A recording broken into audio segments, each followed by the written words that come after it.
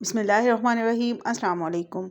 आज हम बनाएंगे जायके और गजाइयत से भरपूर बादाम का शरबत। गर्मी बहुत ज़्यादा हो चुकी है तो बाज़ार के अनहेल्दी ड्रिंक्स पीने की बजाय घर पर सादा और आसान तरीके से ये बादाम का शरबत बनाएं। इसको बनाकर आप 1 से 2 महीने तक स्टोर भी कर सकते हैं। ये शरबत न सिर्फ हमारे जिस्म को ठंडक पहुँचाता है बल्कि दिमाग को भी ताकत देता है और नज़र के लिए भी बेहद फ़ायदेमंद है। तो चलिए फिर बिना टाइम ज़ाया किए रेसिपी की तरफ चलते हैं। शरबत बनाने के लिए मैंने लिए हैं 1 पाव बादाम और इसको धोकर मैंने 1 रात पहले भिगो दिया था। अब हम इनका छिलका उतार लेंगे और ब्लेंडर में बादाम और पानी डालकर इनका एक फाइन सा पेस्ट बना लेंगे।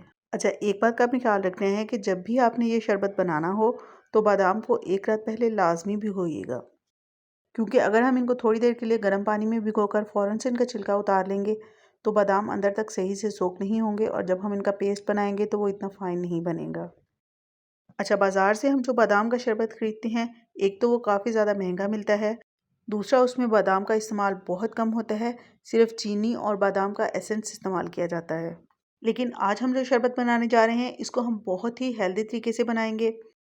कोई आपको इसमें भर भर के चीनी डालने की ज़रूरत नहीं है, ना ही हम कोई इसमें एक्स्ट्रा फ्लेवर या फिर एसेंस वगैरह डालेंगे, क्योंकि बादाम का जो अपना एक टेस्ट, अपना एक फ्लेवर होता है वही इतना मज़े का होता है कि आपको कुछ भी इसमें एक्स्ट्रा ऐड करने की ज़रूरत नहीं पड़ती। अच्छा जी, अब चलते हैं रेसिपी की तरफ। बादाम का शरबत बनाने के लिए आपने एक खुले साइज़ का बर्तन लेना है, क्योंकि जब हम इसको पकाएंगे तो ये उबलेगा भी। ब्लेंडर में बादाम और 1 लीटर पानी डालकर मैंने इसका एक बिल्कुल फाइन सा पेस्ट बना लिया है। फ्लेम को ऑन करके इसको पकने देंगे और साथ ही इसमें चीनी डाल देंगे और चीनी मैंने यहाँ पर ली है 300 ग्राम। लेकिन अगर आप ज़्यादा चीनी डालना चाहते हैं जैसा कि बाज़ार वाले शरबत में होती है, तो फिर आपने 1 पाव बादाम का शरबत बनाने के लिए उसमें 1 किलो चीनी डालनी है और 1.5 लीटर आपने पानी इस्तेमाल करना है। चीनी के साथ ही मैंने इसमें 2 से 3 सब्ज़ इलायची भी डाली थी खुशबू के लिए। अगर आप चाहें तो इसको स्किप भी कर सकते हैं। अच्छा, इस शरबत को हमने मीडियम टू लो फ्लेम पर पकाना है, फ्लेम को हाई बिल्कुल भी नहीं करना, क्योंकि अगर हम फ्लेम को हाई करेंगे तो ये बर्तन से उबलकर बाहर आ जाएगा। और साथ साथ इसमें चम्मच भी चलाते रहना है। तकरीबन 18 से 20 मिनट लगेंगे इसको पकने में।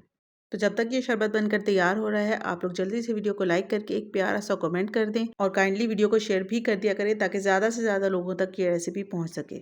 शरबत को पकते हुए तकरीबन 10 से 12 मिनट हो चुके हैं। जैसे जैसे पकता जाएगा वैसे उसका कलर थोड़ा सा चेंज होता जाएगा, लेकिन हमने इसके अंदर क्योंकि बहुत ज़्यादा चीनी नहीं डाली तो इसलिए ज़्यादा कलर चेंज नहीं होगा जैसे कि बाज़ार के शरबत का होता है। तकरीबन 20 से 22 मिनट लगे हैं इसको पकने में और बहुत ही ज़बरदस्त किस्म का बादाम का शरबत बनकर तैयार हो चुका है। और शरबत के तैयार होने की निशानी ये है कि एक तो ये उबलना बंद हो जाएगा और दूसरा इसके ऊपर जो झाग वगैरह थी वो बिल्कुल ख़त्म हो जाएगी। तो बस अब हम फ्लेम को ऑफ़ कर देंगे और इसको कम्प्लीटली ठंडा होने देंगे।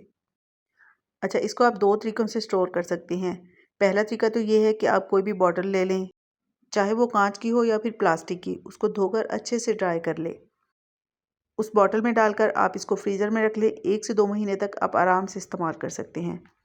और दूसरा तरीका ये है कि आप इसको क्यूब्स ट्रे में डालकर फ्रीज़ कर लें और फिर उन क्यूब्स को निकाल कर किसी भी एयर टाइट बॉक्स में डालकर फ्रीज़र में रख लें। और फिर जब आपको शरबत बनाना हो बस 1 से 2 क्यूब्स आप गिलास में डालें, ऊपर से ठंडा पानी डालें और उसको अच्छे से मिक्स कर लें। बहुत ही ज़बरदस्त किस्म का बादाम का शरबत झटपट से बनकर तैयार हो जाएगा।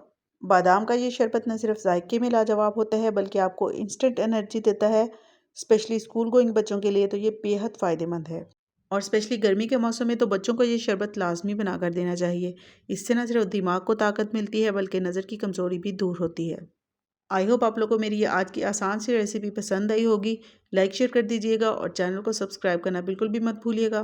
फिर मिलते हैं इंशाल्लाह बहुत जल्द एक नई और मज़ेदार सी रेसिपी के साथ। अपना बहुत सारा ख्याल रखिएगा और मुझे दुआ में ज़रूर याद रखिएगा। Thanks for watching. अल्लाह हाफिज़।